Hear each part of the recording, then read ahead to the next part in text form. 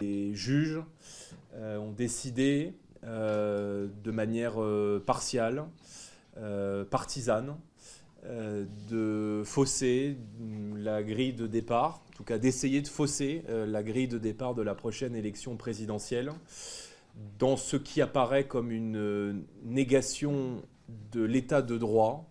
C'est plus l'état de droit, là c'est la négation de l'état de droit, dans ce qui ressemble non pas à ce que nous avons eu l'habitude d'appeler, c'est, je crois, le ressenti de beaucoup de Français ces dernières années, le gouvernement des juges, mais la tyrannie des juges.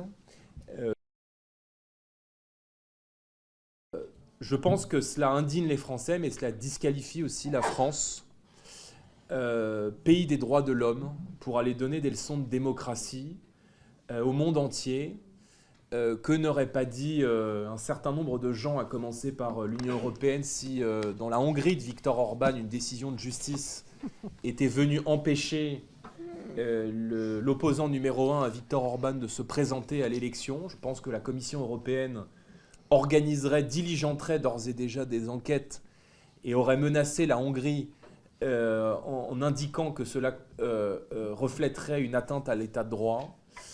Mais comme ça se fait en France, dans le pays qui a la réputation d'être les droits de l'homme, le pays des droits de l'homme, ça passe.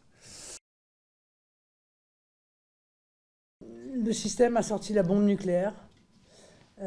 Et si il utilise une arme aussi puissante contre nous, c'est évidemment parce que nous sommes sur le point de gagner les élections. Voilà. Et qu'ils se disent que tout ce qu'ils ont mis en œuvre n'a pas servi et que donc peut-être faut-il passer à la vitesse supérieure. Alors, les choses sont extrêmement claires, on ne se laissera pas faire.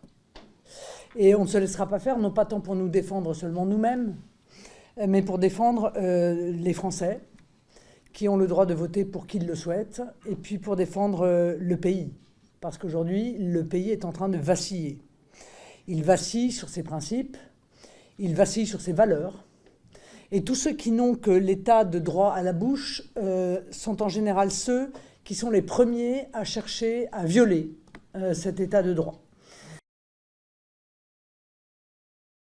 Donc, de manière pacifique, de manière démocratique, nous allons défendre nos droits, mais nous allons aussi défendre les droits de nos électeurs.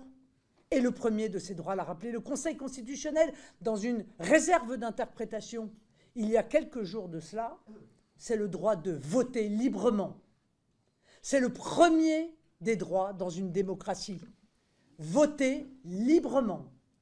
Car si l'on ne vote pas librement, eh bien à ce moment-là, on n'est plus véritablement dans une démocratie.